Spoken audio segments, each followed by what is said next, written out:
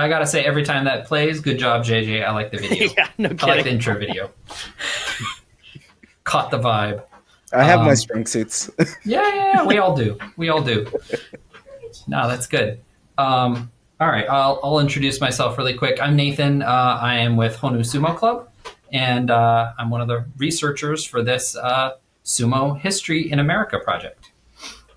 I'm Jake from Iowa Sumo Club and Grand Sumo Breakdown. I am here for the ride. I am a big history buff, and that is my main connection here. Sumo and history are like two of my favorite hobbies getting together here.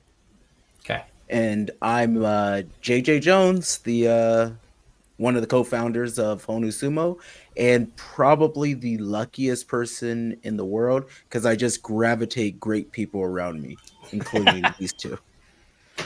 Well, and I guess I need to do this introduction. This is Bodhi. He's a chunk, and he's baffled by everything. And Domestic I guess short hair chunk, yeah. Yeah. So anyway, but he wanted to be held. So I guess that's going to happen. He's insistent. So what are we going to talk about today, guys? Hey, you tell me. Yes. I just got this random link in my email and thought I'd click on it. What, JJ, what do you got for us today? What could possibly go wrong with that, right? My favorite boomer hobby is just clicking on links I get in my email. Yeah. See what arrives in the mail. Yeah. Do that. All right. So this is episode 2. Episode 2, does that feel about right? All right. Episode 2 of, the Echoes, a Sumo History Podcast. That's the name. Yeah. We'll go with that. Yeah. So let me go ahead and pull up our little slideshow that Nathan made. It's very good. Oh, all right. You haven't touched it? That's terrifying. Oh no, I did. Okay, good. Yeah, it's already ready to go. I looked through it. It's okay, Nathan. I didn't modify it. I just let it be. Hey, and welcome to the Echoes Cave, the Cave of Echoes. Well, either which way, the nonprofit we would like you guys to donate for this one is the United States Sumo Federation. It's important to be able to grow sumo, and unfortunately, as capitalism goes, you need dollars. So we need that money as a federation. My club, Honu Sumo, is a proud member of that federation. They have a very strong core of individuals that are legitimately trying to grow sumo from a small little niche to a bigger thing. And to be honest, I think that the world would be a better place with more sumo. The core values of sumo really does echo like good behaviors and goodness. If you look around in the sumo community that we have, at least in America, I can truly speak for this and not put my foot in my mouth. We are surrounded by really great people, and every dollar helps. And I've seen a little bit of the behind the scenes of the Federation, and every dollar does go back to the people. Of course, you need to maintain websites and that kind of stuff, but it is a true nonprofit, and again, its mission is to just grow sumo. So please, if you have any dollars, anything that you can spare, please donate to United States Sumo Federation. I will drop the website right here. And if you donating is going to put you into financial hardship, please don't do so. But if you have some spare cash or something that you want to put aside, please donate. It goes a long way.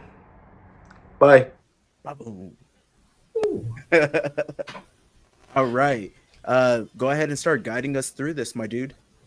Okay, so I thought one of the things that would be a cool story to tell is kind of weave together what are a bunch of stories about like sumo delegations from sumo in Japan visiting America, this kind of that kind of crisscrossing the Pacific thing that happened in sumo, and weave that into that story that we're already kind of telling about sumo that was already happening in America. So kind of giving that both important people from sumo visiting America and kind of connecting with the American sumo community. But also the other thing is like what kind of interesting stories I found about sumo in Japan, looking at Japanese American newspapers in the 1920s and 30s, like things that, the story of like Grand Sumo is very much like almost like a monolithic story. And it's interesting to read these stories about like early Japan Sumo Association and kind of the drama there. So it's kind of interesting stuff. So those stories. And then, so that's what I wanted to kind of start with. And so the first big, I guess, sumo delegation that hit America was in 1907. So like, have you guys like heard about this like Yokozuna embassy from Yokozuna Hitachiyama? I have, but I don't remember anything about it. I just remember this is something that'll often come up if you search for this topic. And sorry, I'm getting over a cold, so my voice sounds like garbage today. If I remember right, is this the Yokozuna who met Teddy Roosevelt and wore a top hat? Because that's the entire extent of my memory of this event. Yep, that is exactly what happened. I am excited to see the top hat picture, but I don't think I put that in here. I should have. I found it. We might need to like edit that in because I have seen that one. But I remember that this we've kind of covered like the overall like very basic level outline of our timeline here. Like from the 1860s or so with like quote unquote first contact between our countries. Yeah. Like we've always been kind of tied together long term. So this is something that I have definitely seen come up every now and then looking into past interactions between the countries. Yeah. So this like embassy was happening at like a really interesting time because it's right after the Russo-Japanese War that we talked about a bit as context in one of our earlier episodes. And so this is like a goodwill delegation, and there's like some sumo wrestlers. There's like a major judoka that came with the group, and they, come into the West Coast. They take a train across the country. They go to Washington, D.C. in like late 1907. This is right after like a big treaty had been signed between the U.S. and Japan that like restricted a lot of immigrations, but it was like a way of kind of cooling down some tensions a little bit. And then they arrive in Washington, D.C. to meet Teddy Roosevelt, and they have like a presentation sword they're going to give him that's like in the Teddy Roosevelt like house. That's so cool. So like it's in a display case there. And if I ever like go back east and I visit New York, I'm going to have to check that out. And it was made like this by this master swordsmith and everything. But they arrive there to give this presentation sword, and Teddy Roosevelt, guess where he is? Because he's Teddy Roosevelt. Oh, hey, there's the picture. There's the picture. And real proper gentleman Hitachiyama, yeah. Yeah, gentleman Hitachiyama. So I'm going to guess that Teddy Roosevelt was either out hunting something very dangerous, or he was somehow finding an excuse to get back into actual combat. Was this one of the times when he tied a bear to a tree? Probably. So yeah, you didn't even need a second guess. Yeah, he was. I got it on my first one. He was out big game hunting. So because he's Teddy Roosevelt, right? Uh-huh. So they end up having to like chill, and they're like, well, so while you guys are here, just kind of like tour up and down the East Coast. So they kind of do that, tourists for a couple months waiting for Teddy Roosevelt to come back. Wait, months? Like, was he president at this time and he went hunting for months? Yeah, right. I mean, simpler time. Yeah, very different times, right? Now like a president like takes a nap, you need to appoint somebody to cover for him. Of course. Now, I'll just be in Africa shooting big game for months. That's what he did. Yeah. So they wait, and then they have like a sumo demo on the White House lawn and like a picnic. and they show sumo, and something like this had already happened with judo, and like Teddy Roosevelt like loved judo, and then they ended up like teaching judo at the Naval Academy and all kinds of stuff. So they're like, hey, he loves martial arts, let's do sumo too. And he's like, yeah, that's cool. But he gets a sword out of the deal. Fun fact, Teddy Roosevelt is a black belt in judo. Seriously? Yeah, but it's like if The Rock was a black belt in judo. He doesn't know what he's doing. It's like an honorary. Yeah. It's like an honorary PhD. He's a black belt emeritus. Yeah. Yeah. So, this visit happens, and there's like pictures of it, and it's cool. But what's kind of interesting is like this, as far as I can see, is kind of like disconnected from kind of this, like I haven't been able to find anything yet about this being kind of connected to the American sumo scene. Like with the later ones, you see quite a bit more of that. But with this one, it's almost like in isolation. But it is, this visibility of sumo. And, they can do these like international trips and visit somewhere for months, the Yokozuna, because there were like 2 tournaments, right? There was like a May tournament and a January tournament. And so people could kind of take off in the, late spring and come back in December, and they do the January tournament. Yeah, it was a very different time. I imagine that phrase is going to come up a lot.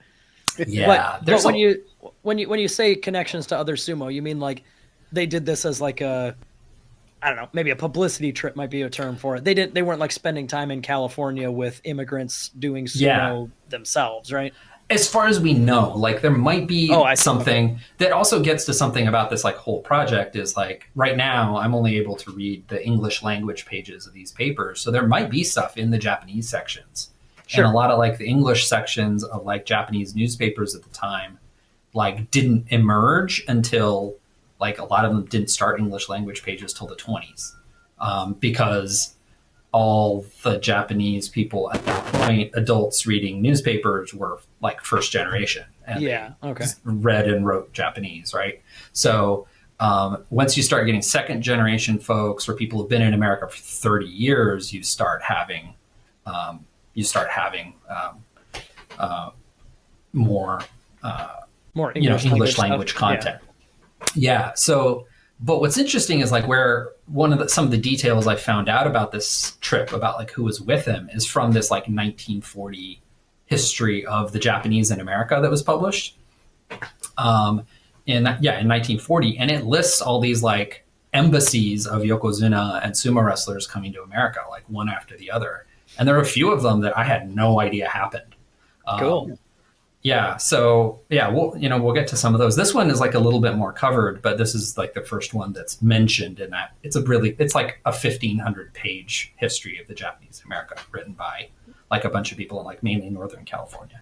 I'm loving the contrast in that one image. You've got on the far left, you've got some Japanese people in like traditional Japanese clothing. In the middle, you've got sumo wrestlers dressed exactly how they are dressed to this day. Yep. And then on the right, you got like full on like hoop skirts and parasols, old timey lady. Dress, right. Yep. Like Edwardian, everything covered from neck to everything's frilly. Yeah. Like that's such a fascinating single shot. Yeah. And to think about how wild it would have been during this time. Because Japan, recently opened their borders, so a lot of people did dress traditional, and that it is a really cool, and it's hard to kind of imagine a time like that. You know what I mean? Yeah. So it does, and that's a thing that like happens throughout this whole project is like you see things that are just like, like you're just looking at stuff that's so familiar, and then all of a sudden you're like, wait, what? To something that you thought had always been that way. And then like the opposite happens where you're like, that's weird. And then you read something, you're like, oh, that's exactly the same. And it kind of regrounds that, oh yes, he's just wearing a keshamawashi and a tsuna. Like that's exactly how a Yokozuna dresses now. Yep. Yeah. So like some of that like weird like continuity versus like, oh, wow, things changed. I had no idea. So then like the other thing that's interesting is like if you start looking at like pictures of sumo, and you look for pictures of sumo, in America or Japan, you do see different pictures show up. This is a picture that shows up, and like all the credits to it say it's in Japan in the 20s or 30s. So this is like amateur sumo, happening in Japan, where they don't have their hair cut. It's not exactly clear what time, but this is like community sumo. Like sumo was happening, and this is somebody had this in their like photography collection. I think it was a family that lived up in the Pacific Northwest, and they donated it to have it digitized. But like this family just collected sumo pics, including stuff from Japan. So this is another one of those things that's like, oh yeah, people were just doing sumo, not even professionally, right? I think it's interesting that they have sagari, the fronds hanging from their belts. Mm-hmm. I don't think I've ever seen that outside of professional sumo. Yeah. And I think that's the thing that's been interesting about this too, is that as you see some of this stuff, that's like very like, oh, the only, like Ozumo people are allowed to do this, or that's the only people who do this. And like, well, like that was a thing that got formalized later. Like people did sumo all over Japan, and there was no like national controlling body, right? Sure. Right. So that's a thing that emerges later, right? So that's what was something what was the date on that when that was formed? So that's actually that's another cool thing. There's a couple things that chronologically we'll get to, but we can talk about this right now. So the Nihon Sumo Kyokai, the first they call it the Dai Nihon Sumo Kyokai, the greater, or like Great Japan Sumo Association, is formed in 1925. If I remember right, that's kind of like that wasn't necessarily fabricating it from nothing. That was like merging the regional things, right? Yeah. So one of the things I found like super interesting, like, so I knew there was like Osaka Sumo, Kyoto Sumo, Nagoya Sure. Sumo. Like those were the main ones, and like Fukuoka too a bit. But like Tokyo, had been the real capital of Japan since like, 1600 or 1615 or whatever.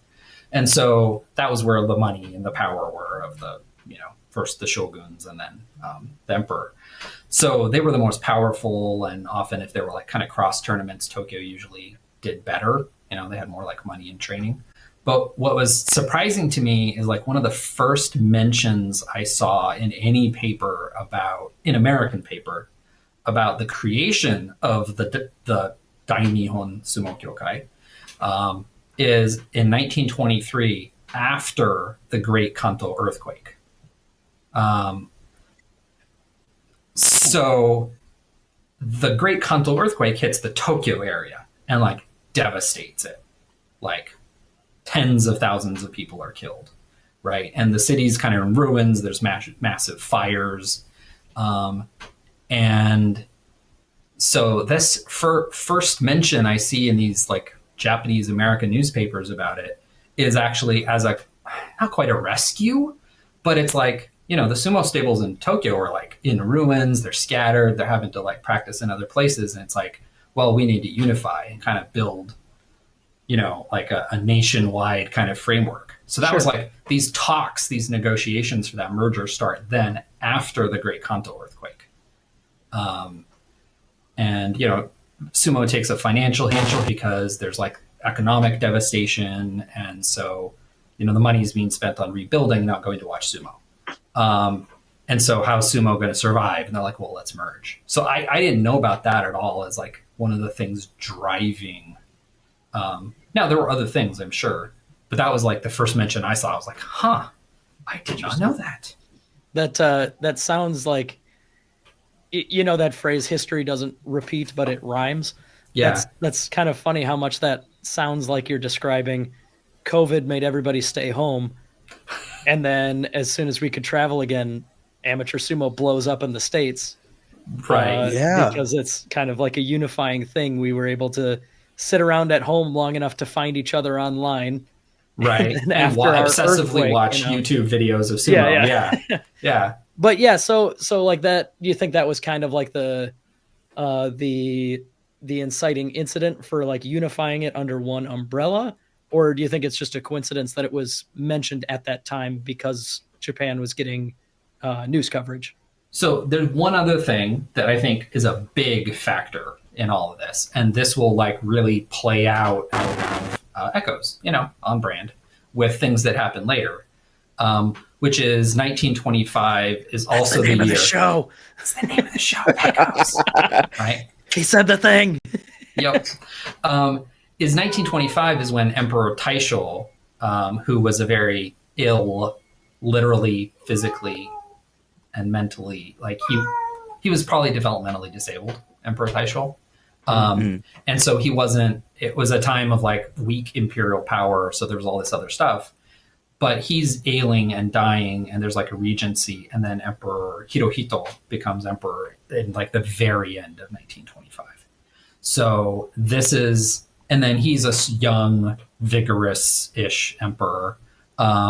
And it becomes like a time of like big, nationalism again. And so you see a lot of like consolidation of institutions and stuff like that happens so there's also a lot of stuff happening in the mid to late 20s related to kind of the stronger sense of Japanese like unity and nationalism, because there's a strong emperor to kind of unify around.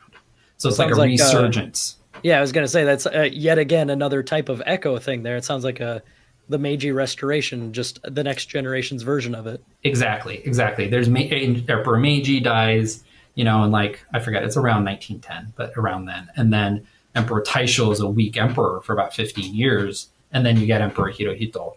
And then, there's this like, oh, we're strong again, and let's bring back our traditional things. One of which is sumo, re-emphasize it perhaps. Yeah. But there's also like, it's interesting when, something I noticed when I was researching another project JJ and I were fantasizing about that I won't get into, but unrealized projects. I've never heard of that in sumo. I know. It's still in the works. I know. I think it would still be cool. There was like this massive blossoming too of like just sports organizing in the 20s, right? Like you think about World War I and booming 20s economic stuff, all these like young men all over the world are coming home from war, and they have this sense of like camaraderie and sense of purpose, but trauma, and they want to hang around with people who did the same stuff. Like, so there's this massive sports organizing, all over the world. That's when like most predecessors of baseball leagues, soccer leagues, football leagues, Negro League baseball, all of that stuff was happening around the same time. Sure. So it's kind of interesting. To bring it back to that picture looks very much like it's either in a, I don't know, it doesn't look polished enough to be like a full on Heya perhaps, but maybe that's like, I don't know, somebody's back lot. They've got electric lights strung up along the top edge, but they also have the the calligraphy, and it looks like they have I can't remember the name, but like the lightning shaped paper hanging from the ceiling. You can take my birth certificate. Well, I don't have a birth certificate because I was born overseas, but you can take that away. My certificate of foreign birth, because I don't remember what it's called. Okay. But I guess, but regardless, that looks like it could be just some normal guy. Neither of these guys look filled out as if they were full-time wrestlers. They're just hobbyists, it looks like. And it's a beautiful picture. Yep. No, it's really cool. I'm pretty sure the name of it is Shide, but I'm not 100% sure. Oh, the tassels? Shide? Yes. Okay. All right. Thank you. Not 100% sure, but that's what the Wikipedia of the .com is telling me. Okay. Yeah, if it's on the internet, it's got to be true. Zigzag-shaped paper streamers, often seen attached to a shime no wa. Yeah, okay. Yep, that's the one. Yeah. Thank you. We have a big tree in our backyard. My wife wants to put that around. That sounds cool. Yeah. That's why we bought the house. She's like, if it ever dies, we might move. I'm like, okay.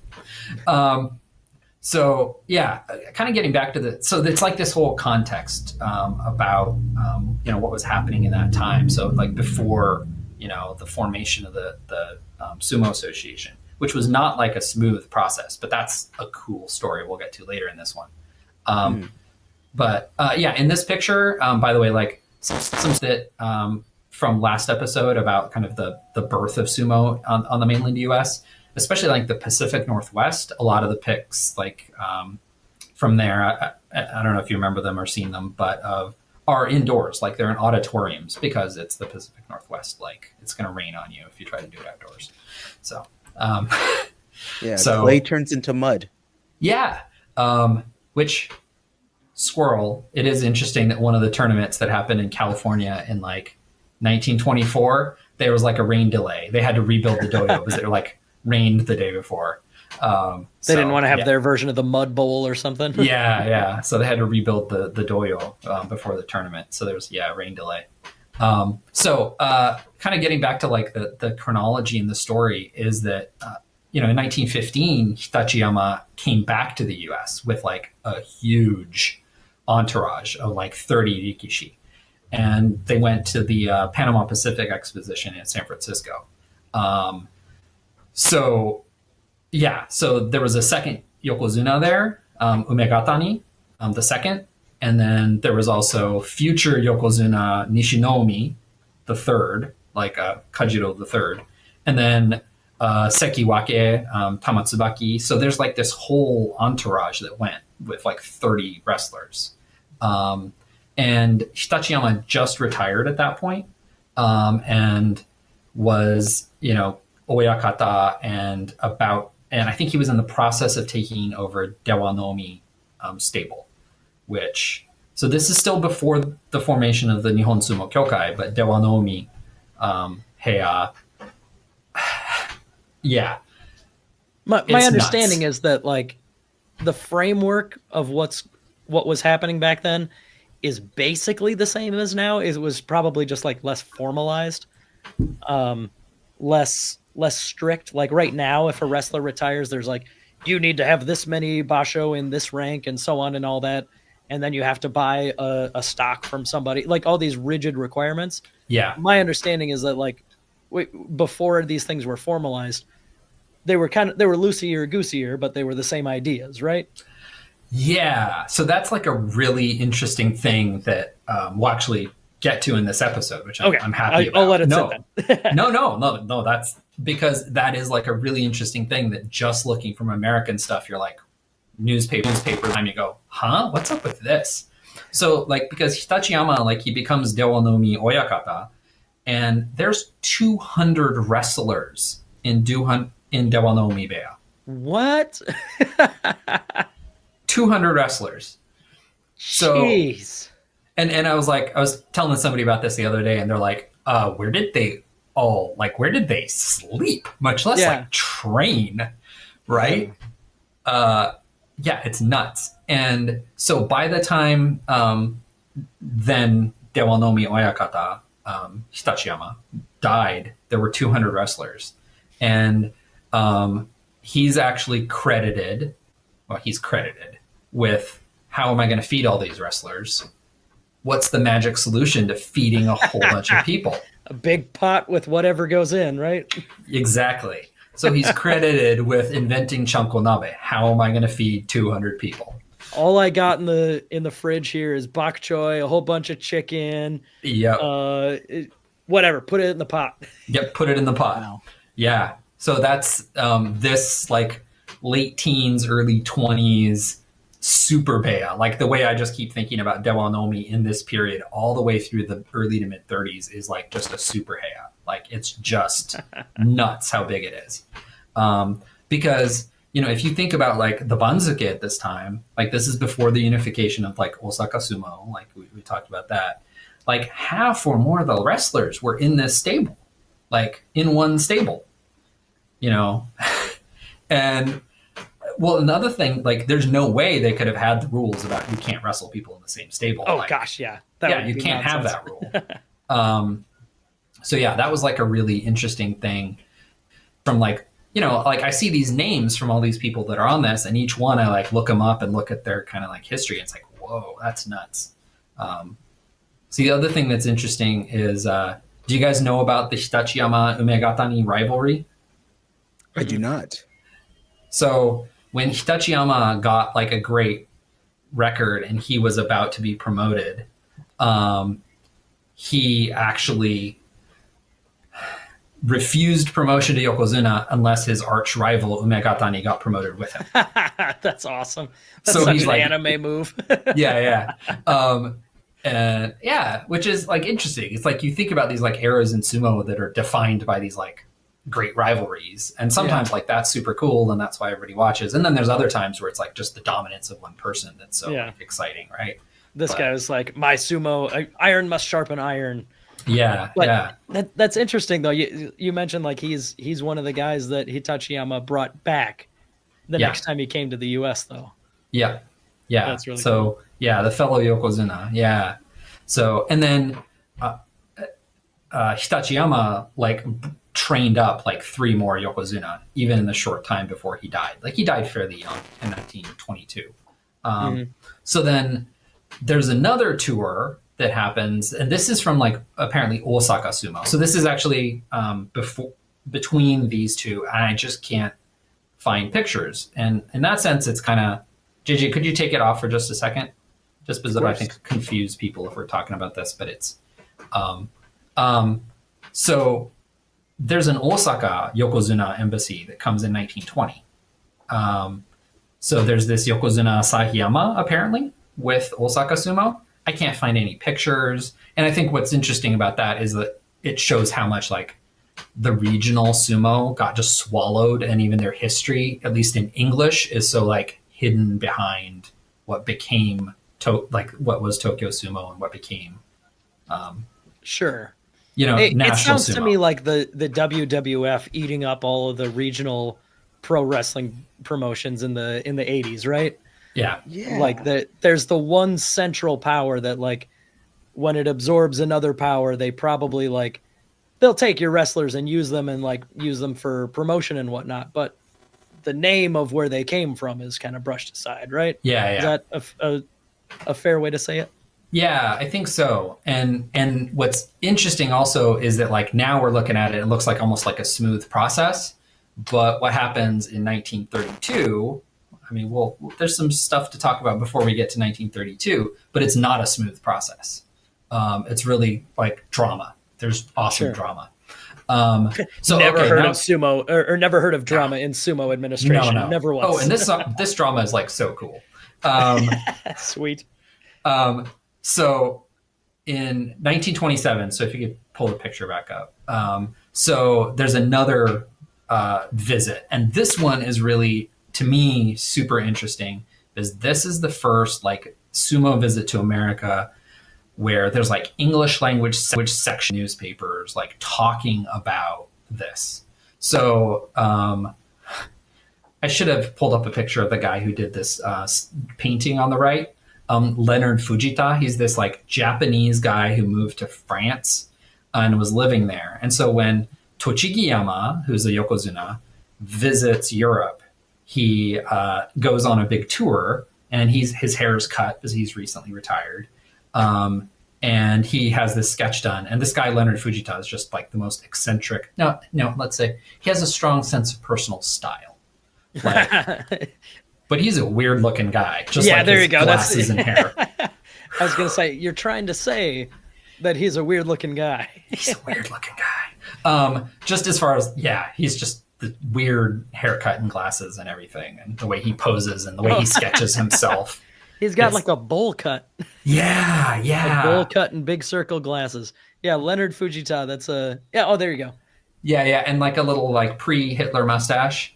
Back when that was okay. Yeah, back when it was okay. And he does have a lot of drawings and paintings with his kitty cat. So I see why you're focused on him. Yeah, anyway, he's just an interesting guy, like, right?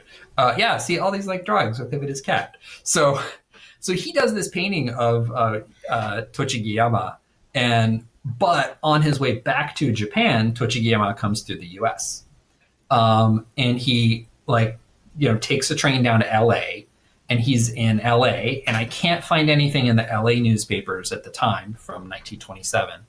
But in the spring, like in February of 1927, in Northern California, like there'd started to be these like sumo tournaments, and they're planning their spring sumo tournaments in like February of 1927, and then they realize Yokozuna Tochigiyama is in LA. Like, and so they start like reaching out, and there's like, breathless coverage in these like Northern California Japanese American newspapers about like, can we get Tochigiyama to visit? Like, we're extending an invitation. And then 2 different sumo tournaments up in, like, they changed their dates. Like, they were like going to have a tournament in like late March, and they're like, nope, we're doing March 6th, because Tochigiyama took a train up from LA, and on March 5th he hit one tournament in like, I think, San Jose, and then the next day he hit a tournament in like Fresno or something. But that's so cool. Yeah, so he like, took a train up, and like back-to-back days he goes to these sumo tournaments. And the Japanese American National Museum like has pictures of like him at these tournaments with local like sumo club members.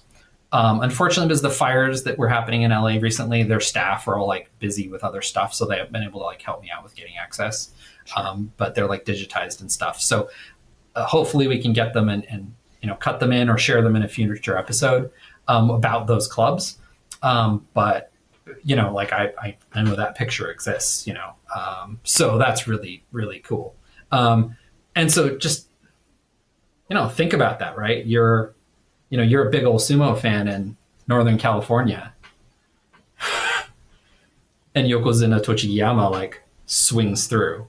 Yeah, no kidding. That's insane. Just I do, not to be too like on the nose about it, but yeah, the echoes theme of this this makes me think so much of like Dallas Sumo Club reaching out to Gagamaru a couple years ago and just being like, what if we just call him and invite him to Dallas? Yeah.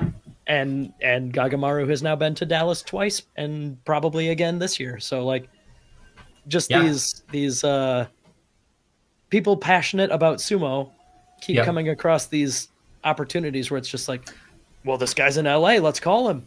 Yeah. Let's just try it out. And and then he comes to their tournament. That's so neat. Yeah. Yeah. It's one of those things. And, a lot of people are like, why are you so into sumo? And, there's a lot of different reasons, but one of them is like, I don't think people like, there's no kind of pro sport quite like it with the level of, like whenever I see something that it's like, it's a secretive world of sumo, it's like, all right, just because people live in like these like, clubhouses and practice together does not mean it's a secretive world, because you can go to a sumo stable and like, like Arashi Obeya, you can just stand outside and watch practice through the window. Like, and then Arashi Oyakata is standing across the street and watching the crowd, watching his wrestlers practice. And then like, there's only 5 people there, including this weirdo, who will be like, I'm going to go talk to him. Yeah. Right. Right.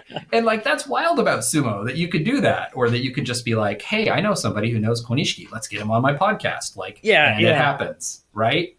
If we ever do like a round table on like the philosophy of sumo and stuff, which 1 would be awesome. 2, I would love to participate.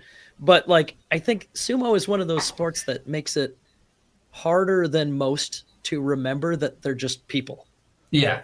Like sumo, especially in modern times, because it's so traditional, is like very easy to forget that it's all just people doing a sport because it's kind of cool and they like it and they're good at it, Yeah. But they're just people. Just call them and invite them over, and maybe this guy will be like, cool, sumo people. Yeah. I'll go hang out. Yeah. I think that's a little bit of just like the athlete mentality, right? Where you're like, oh man, there's no way if I reached out to this person, they would ever, like LeBron James or something like that, right? Yeah. Like we think it's on that same level, but it's a little bit more intimate, especially like American sumo wrestlers, right? Like Kanishiki, you can talk to him whenever you want, which is wild. It's wild. Mm-hmm. He will like really spread, like he'll sit down and have conversations. I think we've both had him on our podcast, and he's just there to. I never have knowledge. What? Okay, I know, you gotta right? fix that this year, bro. I do, but I haven't. I never have. That's fair. He's literally a text away. Yeah. I know that, and maybe that's why I haven't tried yet. I don't know. Anyways, though, like, yeah, sumo can feel exotic and impenetrable and foreign and like spiritual, and like these wrestlers are more than human, but like, no, they're just guys, and they're younger than all of us. There's probably only like a couple of guys that are even close to our age still in the professional ranks. They're just kids doing a cool sport, and just because they got a fancy haircut doesn't mean that they're like not people. Daisuke. Yep. It's one of the things I love about I love about sumo, which is it's really cool. So that was like a really cool thing about that. And we talked about like the creation of the Sumo Association in 1925 and that kind of context. But one of the other like weird little tidbits about like Tochigiyama and like that fluidity, because like Jake, you talked a little bit about like things were loosey goosey. Like Tochigiyama, when he became stable master of Dewanomi, Tochigiyama was able to start his own. Of Kasuganobeya. So he started Kasuganobeya. Tochigiyama did, right? So when Tochigiyama starts Kasuganobeya, the previous oyakata was a gyoji. Right? That had never crossed my mind that must have been a thing at some point. Yeah. So it didn't. Yeah. Right. Huh. And that's like one of those things, right? About us who are like sumo super fans and we like see how sumo is now. Mm-hmm. And then you just go like, the previous oyakata was a gyoji. And all of us are like, what?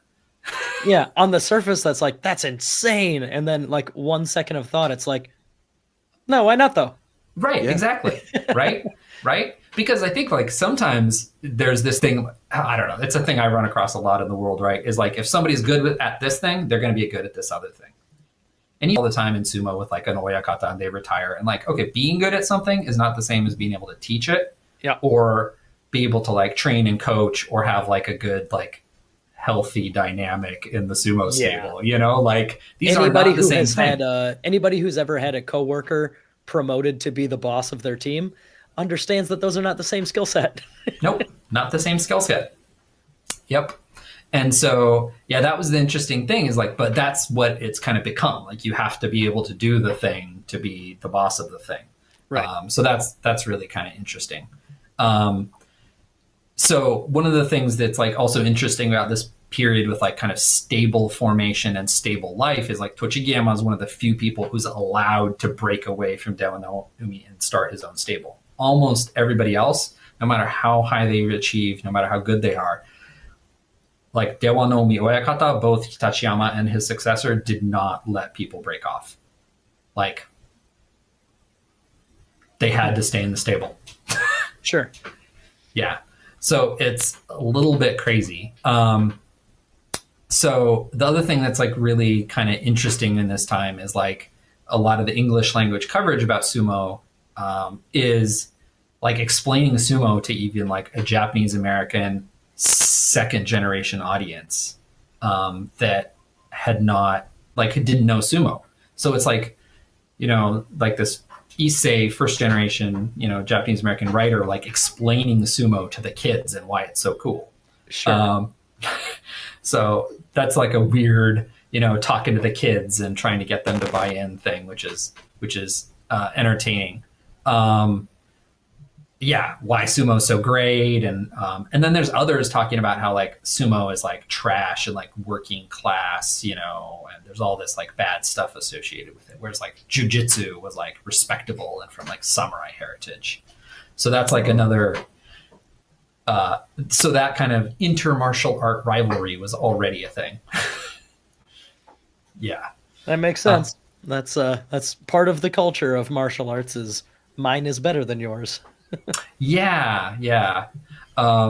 And I mean, as much as I love sumo, I don't know. Is it weird that I don't get that weird impression about sumo that much? As far as like sumo being like better? I don't think so. I think if you tried to do sumo in a real fight, you'd probably get your butt kicked. Yeah. Like I kind of think like sumo is just like, oh, it's just sumo. Like sumo is sumo, not like sumo is a more complete system that will defeat all the others. God, no. It's an awesome sport, but like it's an awesome sport. Yeah. Please don't try to do like belt wrestling if somebody is attacking you. You know what though? I will say. Okay, all right, go for it, JJ. Like, as the most experienced martial artist on the chat, you're right. You should get a say here. Tachiai. The idea of Tachiai as developed from sumo is actually good, and it's really helped some of my students have, like, they can't take anybody down to save their life in jiu-jitsu, but with Tachiai they could put enough pressure to then get somebody down. So there's like elements in there. There's elements. Okay. In the way that I teach is that everything is valid. All your martial arts can come into sumo, but there's something in sumo that goes out there. Yeah. Yeah. I mean, you can make the argument that like balance or just the sheer training yourself to go at full intensity, there's probably like some elements you could take out of that, but like UFC 1 kind of proved that. Like, I know. Yeah. That hurt. I was trying real hard not to bring that up, but you know what? It's right. It's one of the darkest times of sumo history in America. It's a dark time for judo too. It's a dark time for everybody except for the Gracie family. Marketing 101, baby. Anyway, what were we talking about? Yes. We're talking about sumo. Well, but it still gets to like, all these like martial arts like weren't happening at the beginning, right? Like there's competitive martial arts. Why is this martial art thriving now? And why is this one not? What are kind of the features? And like, so it's still on topic. Even the squirrels are worth chasing.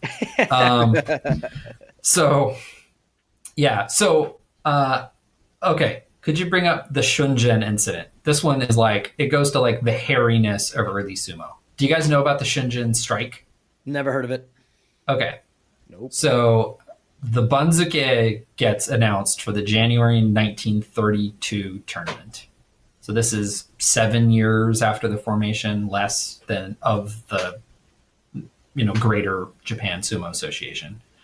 And the Banzuke is announced, and about 30 wrestlers or so from Dewa no Mibeya go out to dinner at the invitation of Yokozuna Tenryu. And that's the guy in the picture on the right with the tall hair, the very done-up hair. So Ozeki Tenryu invites all these guys out to dinner. And this is like I forget if it's like the day after. It's a Chinese restaurant in Tokyo. They're having dinner, and basically he convinces 30 wrestlers, but then they get like another 15, 20 to join in. Total of 48 wrestlers to go on strike. They refuse to leave the restaurant. They send like a proclamation of demands to the Sumo Association and an answer within 48 hours. And they have demands. Think about the time. This is 1932, right? Great Depression, height of the Great Depression. There's like a rise in nationalism in Japan, but there's, also labor activism, strikes. There's like an active communist party in Japan. Like this is like a really contentious time in the whole world, right? Yeah. And these sumo wrestlers are like, yeah, we have demands. I kind of get it, like especially in a time of powerful nationalism like the 30s were. They are symbols of nationalism. Not nationalism, that's not fair. They're symbols of Japanese culture as people, as professionals at their sport. Yeah. Right. I can understand why they would want that rising tide to lift all boats kind of a scenario. Yep. And their demands, like, it's really interesting. So, like, their demands are getting at reforming the kabu, like the oyakata kabu system, so that they can starting their own stables and not be stuck in Dewa no Mibeya. They want to change the times of the tournaments. So the top division matches are after work, so people can go in the evening, and there's ticket like buying public that will support the sport. They want there to be some sort of at least like guaranteed like a little bit of stipend of spending money even for lower division wrestlers. They want there to be like guaranteed salaries for top level wrestlers. Like it's all these things that are kind of reasonable. Reasonable, right? So yeah, they're kind of reasonable demands. And I just want to look really quick about some of the other stuff. Yeah, so increased attendance, streamline like the chaya system, like this all those stores that are now like in that one side entrance at the Kokugikan. Jake, have you ever been to a tournament at the Kokugikan? I was lucky enough to go to a tournament in Japan that was not at the Kokugikan, but I still got to visit there. So I've the only places that were open at the Kokugikan when I was there during it would have been a July tournament. So yeah, the tournament was in Nagoya, but Kokugikan, the gift shop and the museum were still open. Okay. And JJ, you visited the Kokugikan, right? I did, but not during a tournament. Okay. Yeah, so there's like these two entrances, and one's the chaya entrance where they're like you can buy all kinds of like, paraphernalia and food and, so you can eat in the tournament. And so back then it was like dominated, by these like certain tea shops. And that was like sucking in a lot of the revenue. And then there was also like a lot of staff, in a lot of these sumo stables. So they're basically like, hey, can we just cut it down to like referees, referees, and, referees and, yobidashi, like all these things they're suggesting kind of sound like things that happen later. Yeah. Right? Yeah, that's what I was going to say. Yeah. So that's like a really striking thing about like their demands. And so what happens is their demands are refused. Yeah, and this sounds like such a classic. I'm gonna make these changes, but because I wanted to, not because you told me. Yeah. So, but those changes don't come for like 25 more years. Okay, I got you. 25 more years.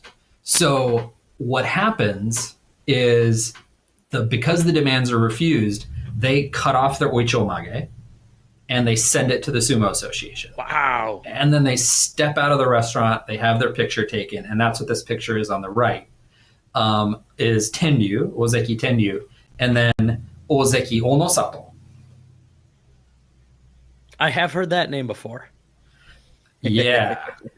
So this Ozeki Onosato, a little bit shorter, but he was apparently like really charismatic and popular. So he joins in this rebellion. So they both are like the top ranking guys who are expelled from the Sumo Association. So like 48 wrestlers are expelled. And the thing about these 48 is that leaves in Makuuchi and Juryo, both divisions for the January tournament of 1932, 14 wrestlers. 14. Jeez. So this is like the entire like 2/3 or more, like 3/4, I'm terrible with math, of the Sekitori plus a bunch of other like a scattering of lower division guys. And like almost all the top wrestlers in Dewanomi leave. Oh my God. So I don't know if you guys use this reference often when you're looking at pro sumo history. Sumo DB, Sumo database. I just went to Haru of 1932, and more than half of the names have the pink coloring that means that they went down a division the next tournament. Then you go to the next tournament and it only goes down to Maegashira 7. Like there's just nobody there. That's insane. Yeah, it's nuts. And so I saw this like passing reference. I'm thinking about like, and then I like look at the numbers. I'm like, that's like catastrophic. Yeah. Yeah. There's only like 30 total names in the lower divisions left. Yeah. Like it's crazy. And if you think about this is like a new association that just formed like 7 years before, right?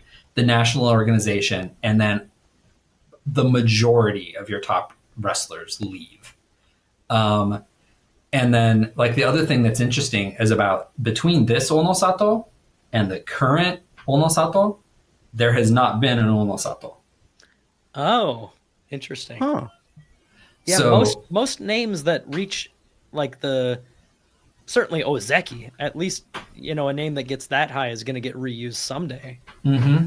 So apparently the current Onosato And Nisho no Seki Oyakata, retired Kisu no Sato, had to seek permission, basically, from both the family and basically the association. Like, is it okay?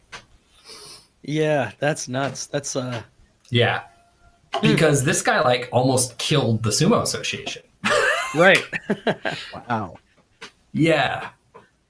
So the reason like I found out about the Shingen incident, and this is like the crazy thing to me, is that I was looking at these papers from 1936.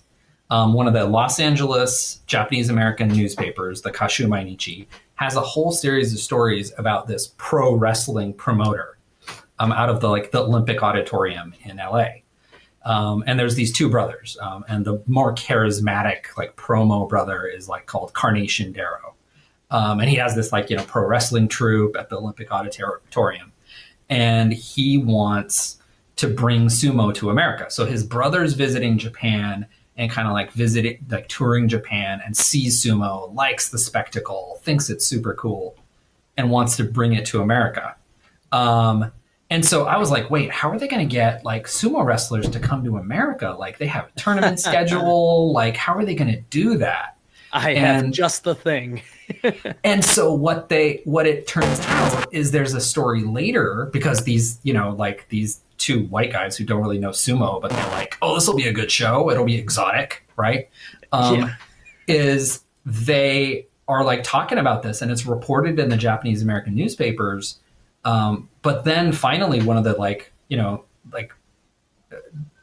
Japanese American reporters who like really knows sumo digs into it and finds out what he's trying to bring over is this breakaway faction of sumo wrestlers. And so that's how I was like, oh, so the Kansai Sumo Association. So I'm looking at like articles in like 1936, 1937 about trying to bring these wrestlers over from Japan. And it's Kansai Sumo, like Kansai Sumo Renmei or something. Actually, I think it's worse because I think the initialism for it ends up being KKK. So, no. Yeah. So, I mean, but it's the 20s and 30s. It was a simpler time. It was okay back then, I suppose. I guess. So, anyway, it was the KKK. Gotta read the room. Yeah. So, the Kansai Sumo Renmei, they are the ones who were going to come over. So this is 4 years after the Shingen strike and the breakaway and a formation of a separate sumo association. So basically they tried to like re-split sumo and have like Osaka Kansai Sumo, like Western Japan Sumo, and then Tokyo Sumo. So that's how I like found out about this. Like, what what's this Kansai Sumo thing? And like then Shingen incident. I'm like, oh, okay. And everything in Japan is like incident. It's like the word for like euphemism for kerfuffle. It's like we assassinated the minister of the treasury. It was a bit of a sticky wicket. Yeah. Yeah, like the Marco Polo Bridge incident, where you instigate a war that then kills like 10 million, 15 million people in China. It's like an incident. Yeah. Yeah. So yeah, that's a thing in Japan where it's like, yeah, it's an incident. Yeah, so it's like really... Is that their equivalent of us putting gate on the end of everything? Yeah, I think so. Yeah. Anytime it's a scandal, you got to put gate on the end of it. That's good. Oh, yeah, I was just doing that the other day. Yeah. That's good. No. See, I hadn't thought of it, but yes, that's exactly what it is. That's exactly what it is. The poor Watergate Hotel will never be able to live it down. The hotel did nothing wrong. But that's the only thing anyone ever knows about them. I know. Yeah. Poor place. Yeah. Whew. Yeah. So these are the Kansai Sumo wrestlers that later formed the association, having a ritual at Yasukuni Shrine. Like the shrine for Japan's war dead. So there's Tenryu, the Ozeki off at the left with his haircut. But you'll see like a lot of the other wrestlers didn't cut their hair. They weren't quite that hardcore.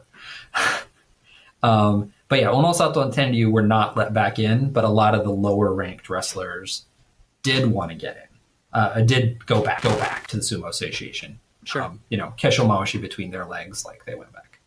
So yeah. I think that should have got more laughs, y'all. My feelings are hurt. I didn't work on it very much, though. I didn't work on it very much. To be honest, I was thinking of winging the it. physics of how they would walk with that, but like I I was get where you're coming too. from. I was too. I was like, how does that fit in between your legs? That's a whole lot of material. It is a whole lot of material. My brain was like, I understand the expression, but like, I don't think you could really move very well. We're like way too no sumo way too well. Like that's too much material, y'all. Yeah. No, it wasn't that funny, so my feelings are not that hurt. That's the root issue, isn't it? Nah, it's fine. If I tell it over and over again, it might get funnier, but I'll explain it more, right?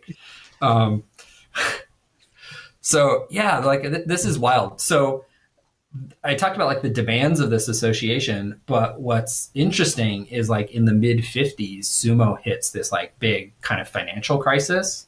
And one of the later Dewa Nomi Oyakata basically like runs the association into the ground.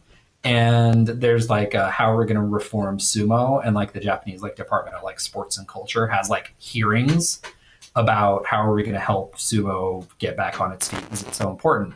And Ozeki Tenryu like testifies and basically says, I had these ideas 25 years ago. Yeah. And then they pretty much all get adopted. Mm-hmm. And so, 25 years, with a lot of history in between 1932 and, the catastrophe of World War II and then the occupation and everything. But yeah, they like most of the reforms get adopted. There's another, like, I think I have a clip of this story about bringing sumo to America. So I talked about like the Darrow brothers and Carnation Darrow. And so there's like these stories about it. And, there's picture of Minanogawa, Yokozuna on there. And so it's interesting, like all this stuff about, bringing sumo to America. But what the other thing that's like interesting and that connects to one of the other episodes a future episode we're going to have is this guy on the right in this slide is Hamanaka. So he was the Northern California Yokozuna, and he actually wrestled for the Darrow brothers in LA.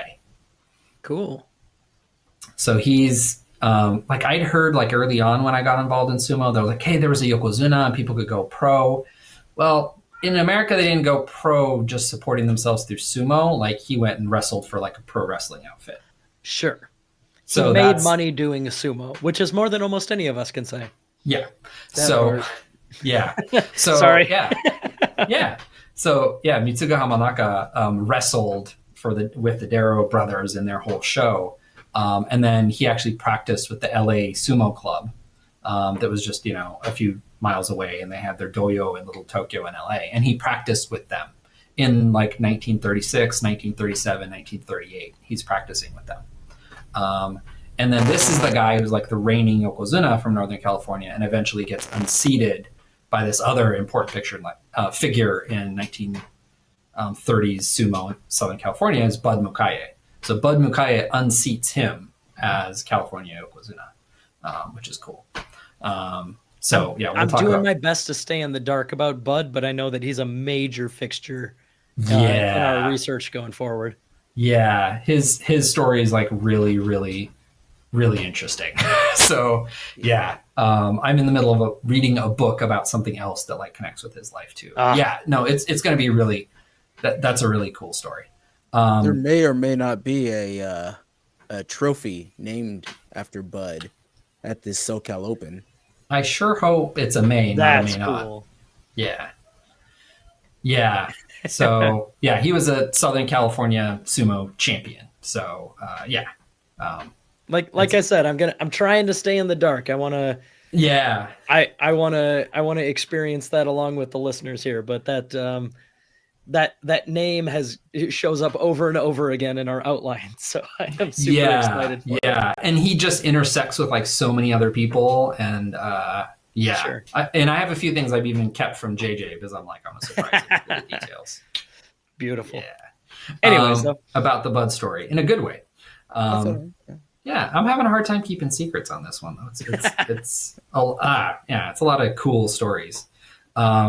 So like the other thing that's like interesting, and this is like kind of an aside, but it's interesting about this period is there's also this story around the same time where there's one of the female reporters for the Kashu Mainichi, this Los Angeles Japanese newspaper. But she has this column called the Tish for Tash column, and she goes to the Darrow Brothers show at the Olympic Auditorium, and then she like goes to that show, and she like describes the whole scene and how it's like, you know, kind of unseemly and wild and, you know, 1930s pro wrestling. Sounds and rad, also, to be honest. Well, and like one of the things that's weird about, I don't know, every time I read this phrase and all the like the newspapers at the time, they talk about wrestling as the grunt and groan. And I don't know, that just, I don't know why that just like okay, that's what you're gonna let the grunt and groan. There's another topic for our eventual sumo philosophy roundtable of like why is there so much overlap here, and just the larger than life pageantry of both sports. There's a middle to the Venn diagram for sure. There's a sizable middle, but yeah. Well, and you know, like a lot of the. One of the reasons like I was reluctant to like get into amateur sumo, even though like I knew it existed, is that like when it's just a sport, it kind of misses some of the pageantry and what I like about sumo. So, well, and I think that's one of the things that I like about this like history research project for me is that seeing how much in amateur sumo, like just community sumo, there was pageantry. Right? Yeah. Like there was, yeah, you know, and I think like the thing about making sumo a sport and trying to make it into the Olympics and almost like sanitize it. Yeah, you can do that, but there's a way to have that, you know, respect the traditions, respect the culture, and like have that pageantry. And I think what like really struck this is like the other day we had a new guy come to Keiko, and he was like doing a technique pretty well, and I was like, you know, there's this wrestler like who does abi, who basically like does this move, you know, all the time, and it works, and it's how he gets wins. And then I was thinking about it, I was like, why do I dislike abi? Or not dislike abi, but like dislike his sumo, right? Sure. And for me, it's that I want a spectacle, and I don't want to be watching a match where I know it's just going to end one of three ways. Yeah. Like, no, right? I dig that. Absolutely. You know, like it's always going to end with Abi one of three ways. And I got to respect his skill, his timing, his lateral movement, like his, you know, Tsupari is good. That's how he manages to get people pushing against him. And then he sidesteps and Hataki-komi, right? Like, but he's good at what he does. And I got to like respect that. But just as a fan, it's like, I know how this is going to go. It's one of three ways. Like, and so I want a spectacle. And I was like, but if sumo is just a sport, like then that kind of sumo is like rewarded. It's not just doing my style of sumo. It's just, I'm going to just do what helps me win. And it's all henka and all hataki-komi. And that's just boring as a fan. I think that there's a lot of, excuse me. I think there's a lot of overlap there with people who had negative opinions of Hakuho. Because he didn't have three tricks. He had a billion. Yeah. But he did what he had to do to win at all costs. At all costs. Right. And I think that, I agree. I think that amateur sumo gives a lot of freedom to interpret what you like about sumo to try yourself, while also giving enough of a rigid definition so that if I go visit a different club, and I want to like crash their dojo and win some matches against them, we have a structure for how that happens. Yeah. But like my practices might have more or less cultural examination than another club, you know? Yeah. One club might like barely ever do sparring because they want to do the perfect shiko. Another club might like not even do shiko, just go do some weightlifting and get back in the ring and do more matches, right? Yeah. This to me, another of my big hobbies is movies. I'm a big movie buff. And I always enjoy when I watch a movie for the first time, one of the first things I do is I go to YouTube because I want to see other people's interpretation of it. Not because I want to not because I don't want to come up with my own ideas, but I'm like, wow, I took A, B, and C out of this movie. I want to see if other people took A, B, and C, or if they took B, C, and L, or whatever. I love that interchange, and I think that there's some overlap here with kind of people taking interpretations of sumo, distilling the things they like out of it, and that means something very different 100 years ago, what we're talking about now, compared to what clubs are doing today. And I think that's pretty cool. I like the different versions of it where they retain different aspects of it, but still some aspects of it from the professional ritual sport. Yeah. Well, and I think that's the thing that kind of connecting back to the history of sumo, and one of the things that I've, I don't know, this might just be confirmation bias or something about looking back at this history, is there's no kind of fake sumo, real sumo. Sure. Sumo is sumo, and it kind of grew out of Japanese culture and tradition, and it's been formalized and increasingly ritualized. And then and it's also a thing of modern, internet search algorithms, is that everything is through this almost impenetrable barrier of grand sumo, Sure. and there was other sumo happening all over Japan and all over the Japanese diaspora, and so it's hiding there to be kind of picked apart. But it doesn't, just because you're having to look through that almost impenetrable barrier, doesn't mean there wasn't a thing on the other side of it or off to the side. It just means that's a thing that dominates our perception right now. Yeah, our Northern California Yokozuna right there. He's got a Kesha Mawashi. I'm sure he's not wearing shorts under his Mawashi, but he's cut his hair. Yep. There are, as soon as you change anything whatsoever, you're kind of opening the floodgates to changing whatever you feel like, so that it still is sumo to you. And to this time period, this individual, he didn't really care about the hair enough to keep it. So that's still sumo to him. Yeah. And I think there wasn't necessarily as rigid that was probably still there. You have to be part of this to be able to sport that hair. That was the thing. But there's, things like Kesho Mawashi that people had them and wore them. And, also just using the title Yokozuna, that gets, there was, during the Edo period, the Yoshida family controlled it. You had to get licensed to be Yokozuna and perform the rituals for, Kanjin Sumo, so they could get a cut, and, but it hasn't always been that way. It's, sumo has changed over time. So just seeing that, malleability in sumo, how sumo's changed, and the kind of insights you can gain about it, even from American newspapers at the time, is interesting. Oh, so squirrels, this Tish for Tash column I was talking about with the Darrows and this pungent, crazy scene of pro sumo, there were 2 female wrestlers at this, in this pro sumo ring. And then this author of this, in this Japanese American paper writing a column is like, what's the big deal? We have female sumo wrestlers in Japan. If I remember right, though, don't they have a certain wardrobe situation that the Americans might not like? Yeah. And so she does talk about that. So she's like, for people who don't know, could you elaborate what that means?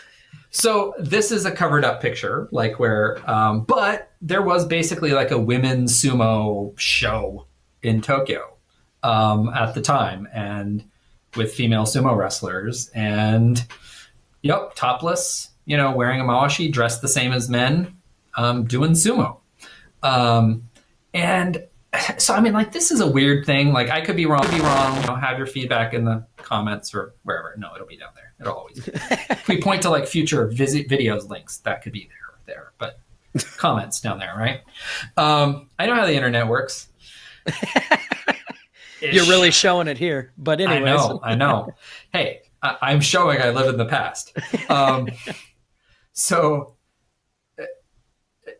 like, I grew up in Japan, right? And because of that, like nudity, modesty stuff is like contextual. Like, it's not always sexualized. Sure. Like, I went to public baths in Japan that were co-ed, and men and women, like adults and kids, like bathing together. Like, like it's just, was like an adoption and then a kind of normalization and then, universality that people kind of put on like Japanese sense of modesty. But it's so contextual. Like, it's super contextual.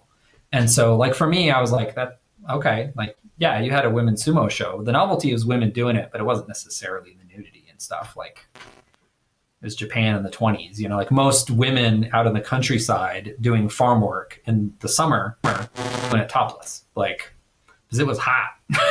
Yeah. And so, like, it's not like, it's also a window into, like, as much as there are things that are the same, like Japan in the 20s and 30s was very different from what Japan has become. And definitely how we see it kind of outside looking in. Japan, the sense of modesty and like, people just worked out in the fields wearing almost nothing because it's hot.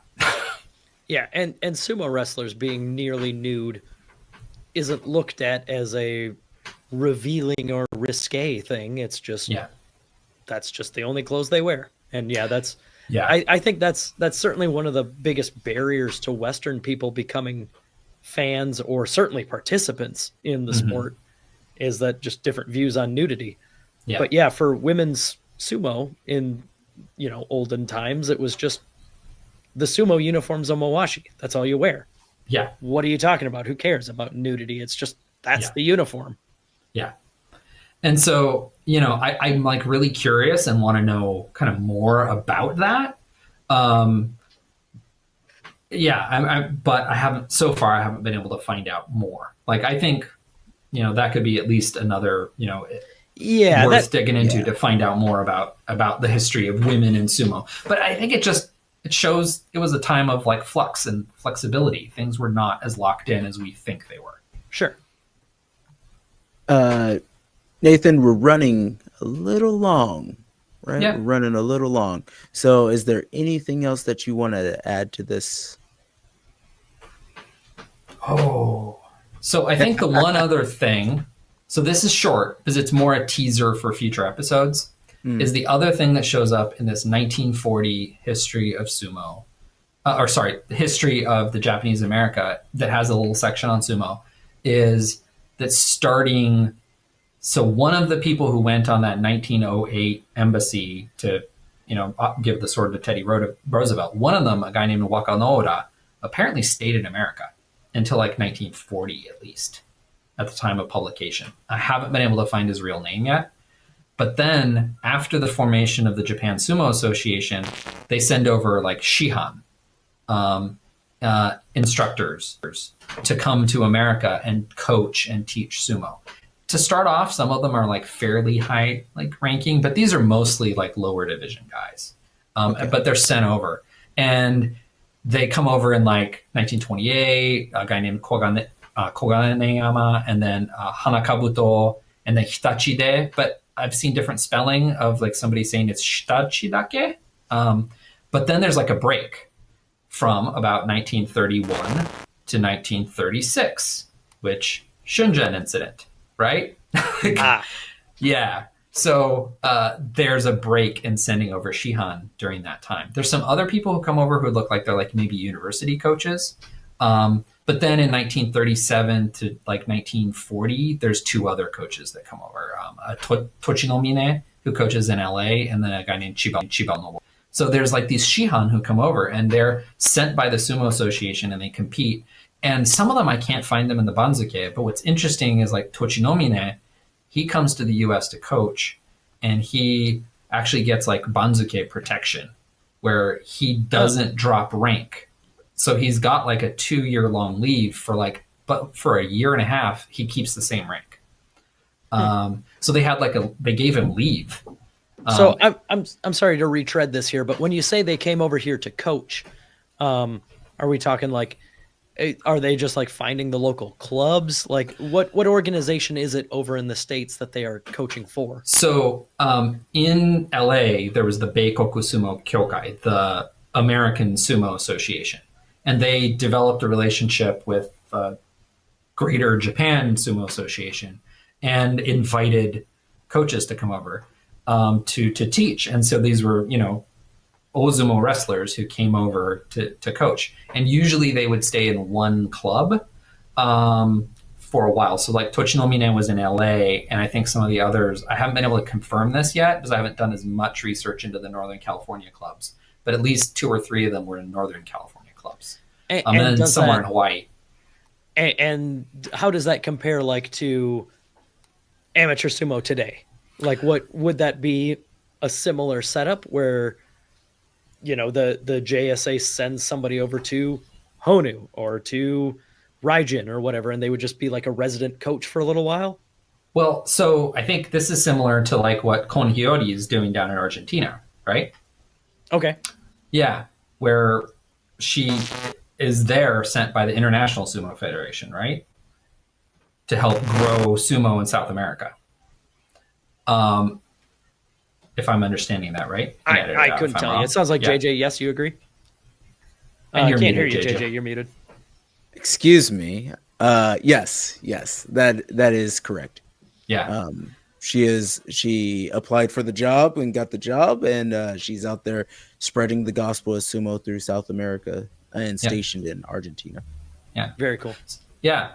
And so, this is like an innovation, and there's innovation happening back then too. And now we're like, oh, that can't happen. It's like, well, I don't know. That's just choice, right? Says who?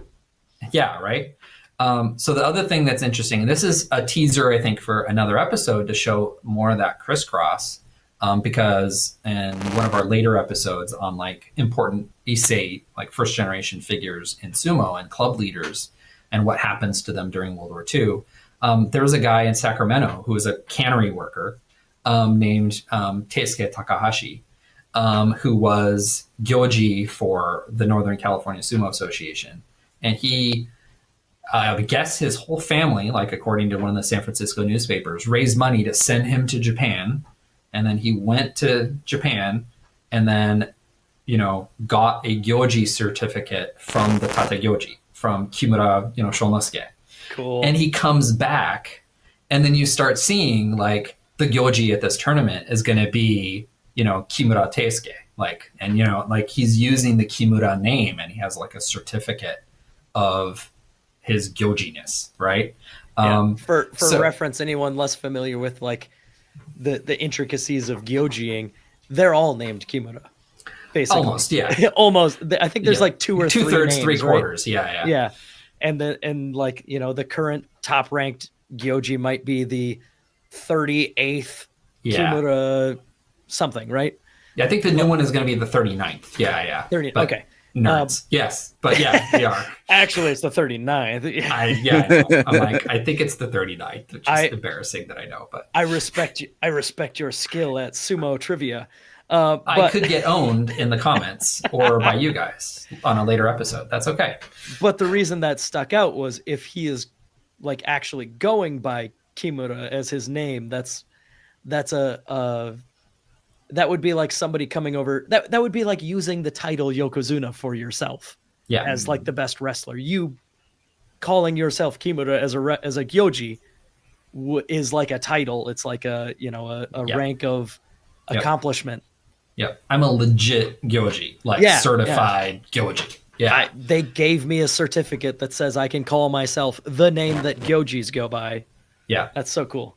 Yeah, so like all this like kind of bleed back and forth is really interesting. But it's also just weird that like this whole family like raised money to send this guy over, but. And he comes back, and in the 1940 census, he's like such a big deal in Northern California sumo. He's a cannery worker. And it's also like say the same about most of the leaders in U.S. amateur sumo right now. Like the disparity between professional and amateur sumo prestige can be a wide window for a lot of us, for sure. Yeah. Well, and Preach, you know, preach. yeah. But it's also like interesting because it's like this little window into, and we'll get to this in like a later episode, is like some of these like sumo club leaders, it is like a crazy mix of the people who are like supporters who are like rich local businessmen and newspaper editors. And then there's like a cannery worker, but they're running the club together. Oh, You yeah. know? That guy's the best. That's Kimura, like he knows his stuff. Yeah.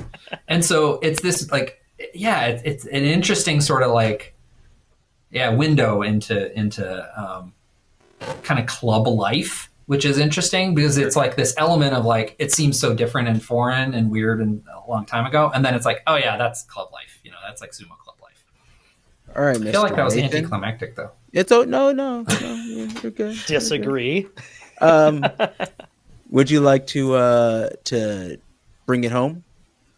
Oh, jeez. You got this. I believe in you. I don't know about Summarize your hours of research and our Yes. last hour and a half of podcasting with a couple nice quotable quips. that. Quotable quips. I think what this really shows is how much sumo has been a flexible thing. It's changed over time. And at the same time, there's all these like long traditions and things don't change and there's continuity. There's all these echoes that go back and forth, and you see things repeating. And at the same, and I think one of the big echoes I do see is that sense of like innovation and creativity, and things don't have to be like locked in amber as far as sumo. Like people chose to make sumo what it is. We can choose to make sumo different now, and make amateur sumo something too. Like we have a choice in that. Like we can control this. People made choices then, people can make choices now. You never know what the future is going to bring with this stuff. That's the other thing. It's like you just never know where it's going to end up. You don't know if you're going to be Tenryu and be ignored for 25 years and then all of a sudden it listens to you. Like you just don't know. For what it's worth, you nailed it. The current Kimura Shinosuke is the 39th. Beautiful work. Well, I think that this is There's a nice little button. Nathan, you are the champion. See ya.